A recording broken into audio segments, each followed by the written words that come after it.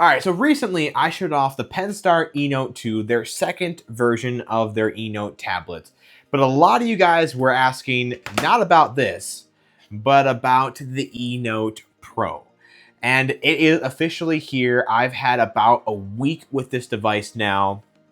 And honestly, it is really interesting.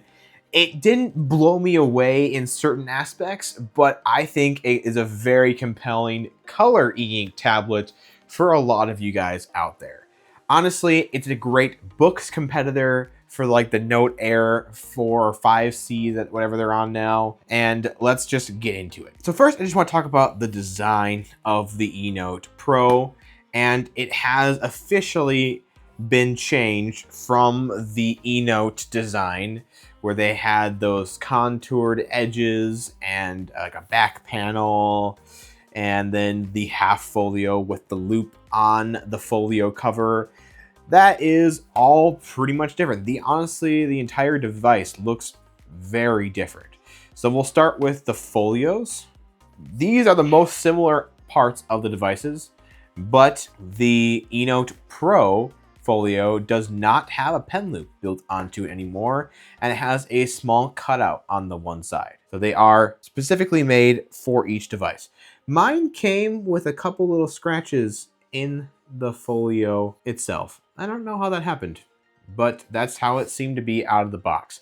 But that's the wonderful thing about Penstar. They give you the folio and the pen right in the box. You're not paying extra for that. Very much appreciated. So then, looking at the devices side by side, you can already see some pretty significant changes. One thing you can tell right away is that the pen is still attached to the eNote Pro, and that's because it slots in like this. So the pen is still a clip pen, but there's a slot on the device that it fits right into. And it is not compatible with the old Penstar pen here. It does still write on the device, as you can quickly see there, but the storage is not cross-compatible. So you're not gonna want to buy or really use the old Penstar eNote pen with this. You're gonna want the Pro, I think it's the B6 stylus that they call it. And this one though, does work with the old folio because it's just a loop. So you can, in theory, buy a new pen for your eNote and it will work. We actually showed in the video on the eNote 2 that there was a setting to change the stylus type to this stylus, and you can utilize all three of the buttons. So that is fully compatible on the eNote 2. I'm not sure about the eNote 1. I don't think it's compatible with that one, but these two can both support the new pen. Now, you're probably noticing that the screen is definitely grayer on the eNote Pro. That is a downside, but honestly, I thought it'd be even worse compared to the Penstar, because this is the whitest e-ink screen that I know of.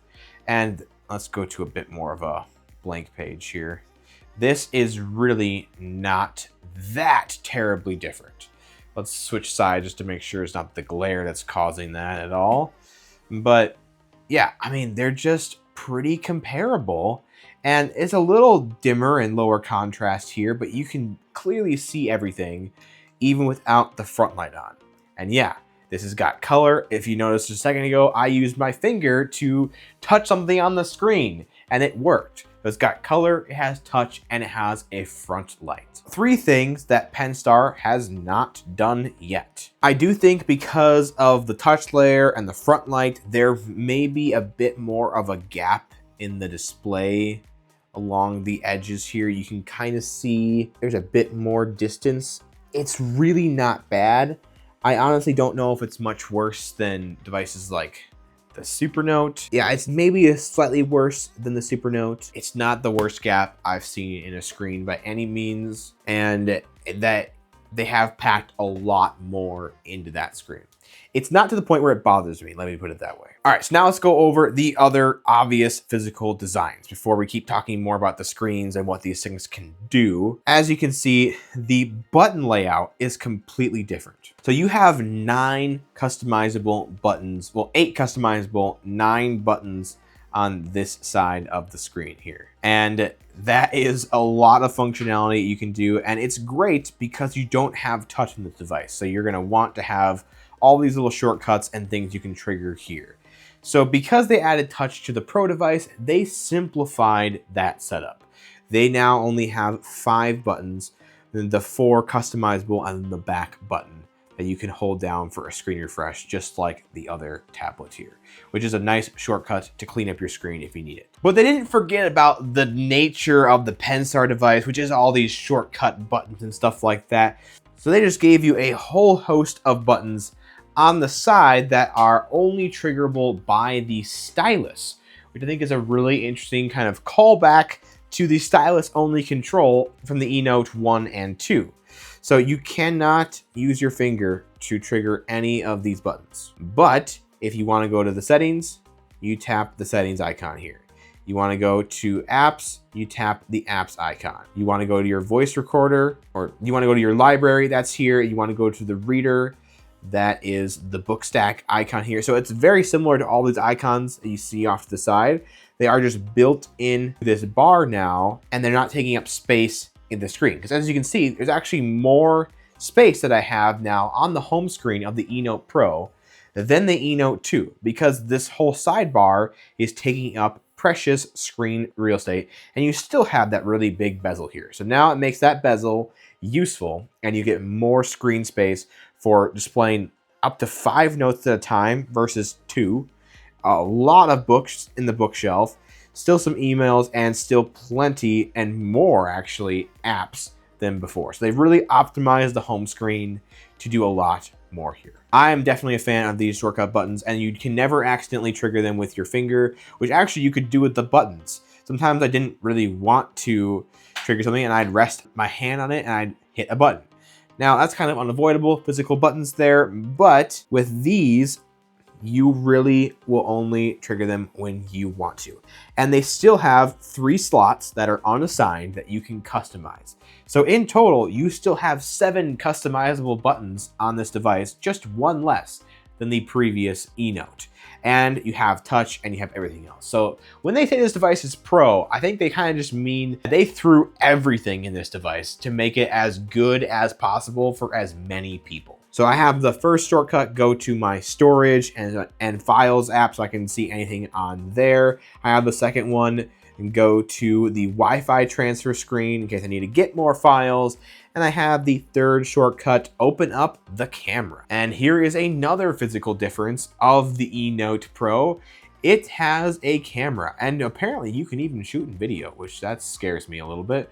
But let's take a short video of the behind the scenes of our kind of messy studio right now, because we're still in the middle changing things around. And then, yeah, this is a little messy, but we're making it work. We kind of had to get it filming ready and then just jump in. But the main purpose of this is to take like a photo of a document, to scan that in. So if you had to scan like someone's glorious novel into your eNote here, this would be the way to do it. You just take a nice photo. It does have built-in speakers. So yeah, that is a functionality you never had. Now, I don't expect this to be good quality in the slightest really, but it has a camera for those documents and things like that. And they made it perfectly flush with the device here. So you're still going to have a nice flat surface to write on. And actually it stays much better than the eNote 2 because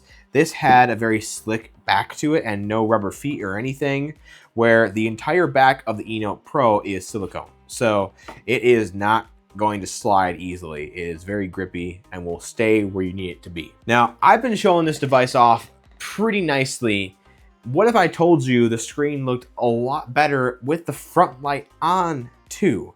Now, this is not going to be surprising to those of you who own the Books Notes series line with the color or the tab line with color, because their front lights work very similar. They really do whiten up the display. So if you're wondering, the front light is just barely been on during this video. It is actually on brightness level 2.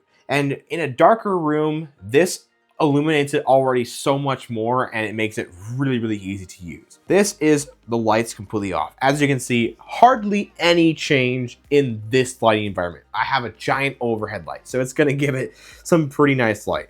So this is the true difference between the colors of the screen with no front light on. Definitely whiter on the eNote 2, But again, I don't think it's so grayed out here that you can't use it like this by any means. You can still see the colors pop pretty nicely, actually. And I have to point this out. I love how they colorized all their little icons throughout the device. I think that looks super cool. So here's a standard note page between the two of them and how that looks with the front light completely off. But I had the front light on too, so you could barely see it. Now, the front light can go this bright, and now it looks whiter than the eNote 2 by a pretty good margin. And it's not like it's blinding me and just shining in my eyes and causing a lot of blue light, because it's a front light. It's illuminating the display, not shining at you. It's not a backlight like on an LCD panel. So this is still gonna be way more comfortable for your eyes than a typical display light. And now it looks even more high contrast and looks great. And then when you're ready for some color, you get some color. Where if I tried to highlight on here, that's what you get.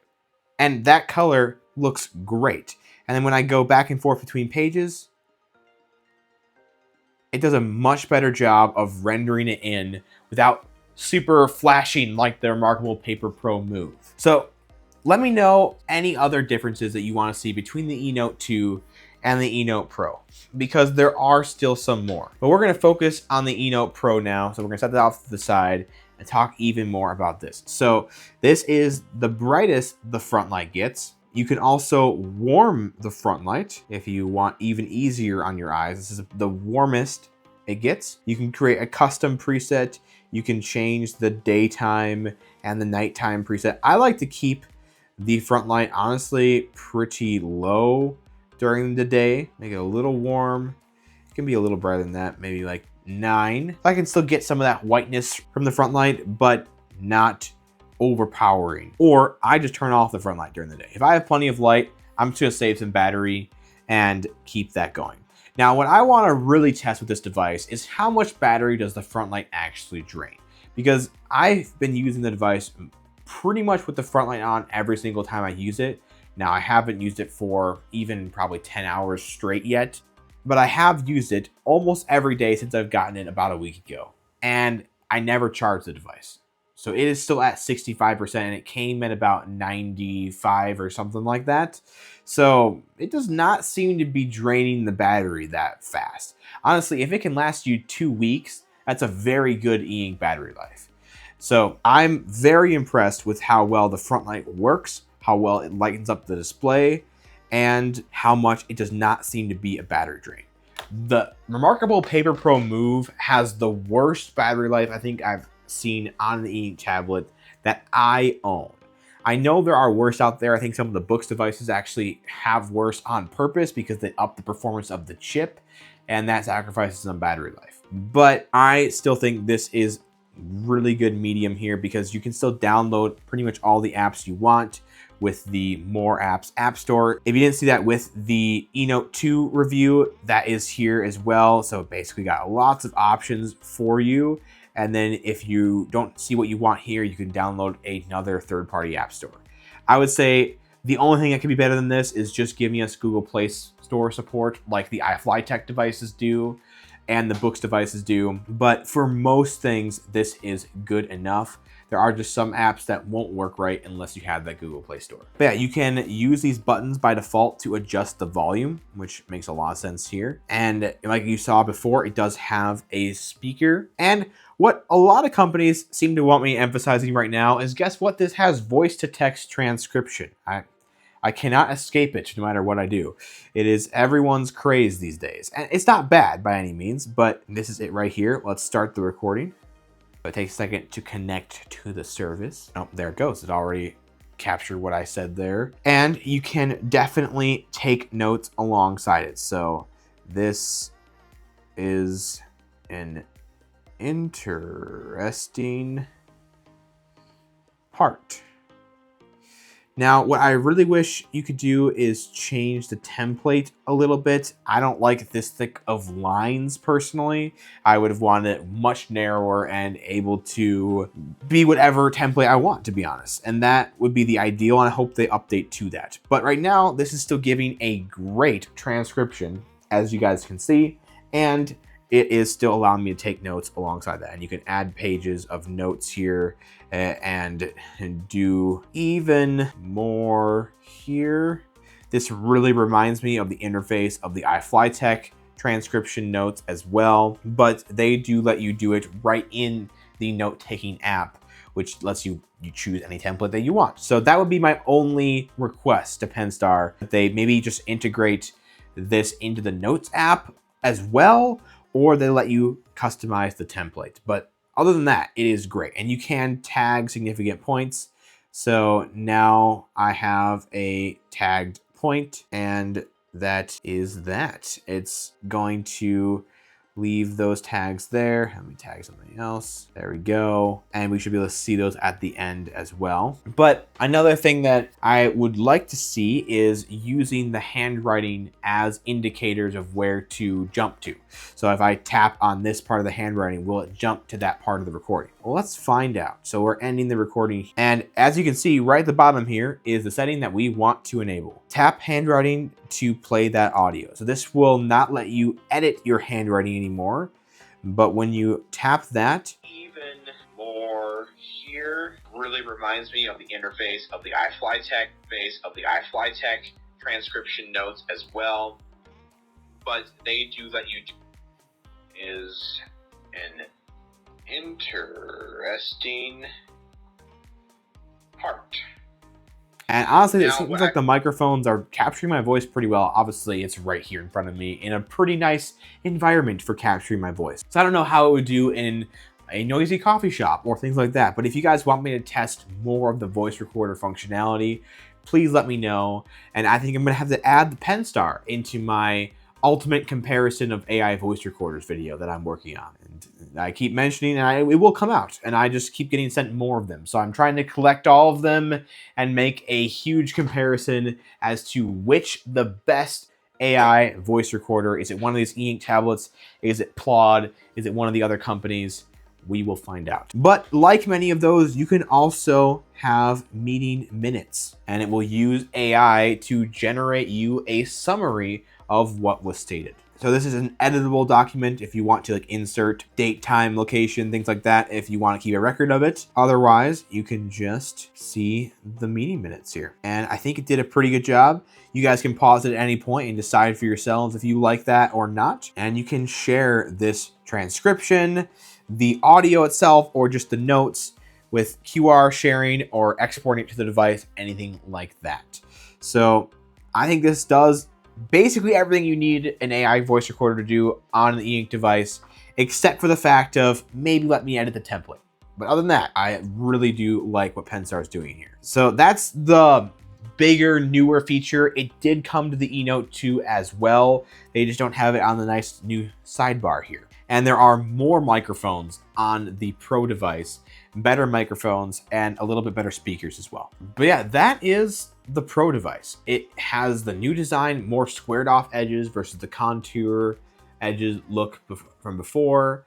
And I actually do like the square edges more. It reminds me of an iPad a little bit. I actually like that design a lot. And I think it probably maximizes more internal space, because this is kind of making itself look thinner while not actually being thinner. So this utilizes the internal space more. And I think that's always a good idea. And I love the new mechanism for storing the pen. It's very satisfying and it works well. And now you don't need the cover to store the pen, which is huge. And I also never liked that lifting up the cover made the pen fly all the way around, and you kind of have to take it out to lay it flat. And if you just lay it this way, now the pen is all the way on this side, and not a huge fan of that either. Those are some of my complaints with the Penstar before, and I think all of them are solved here.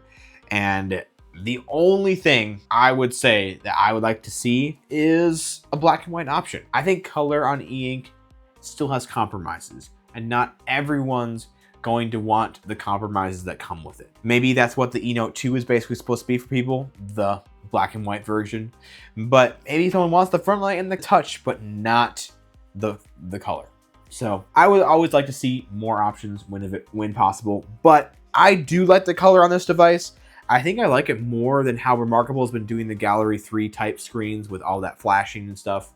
These probably have a little bit grayer screens than remarkable.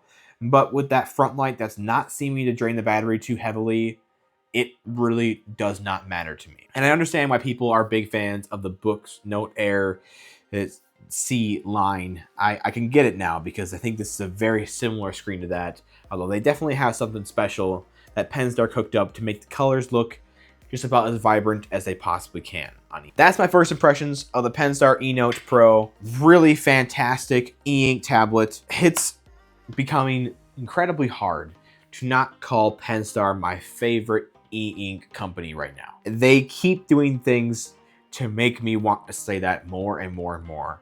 There are a few things I still love about my supernote, but I don't know if they're enough anymore to stop me from completely switching over to Penstar as my primary e-ink tablet on the daily. It is just about everything I could want and a little bit more.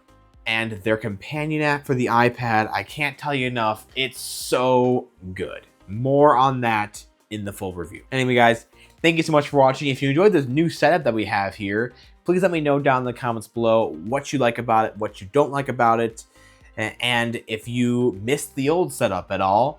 And as always, please like the video and subscribe to the channel. It really does help us grow and be able to reach more people. And if you're curious about any of the new equipment that I have in this setup and some of the old stuff still, it's all going to be linked in the description down below if you want to make something similar in your own setup. As always, guys, have a great rest of your day.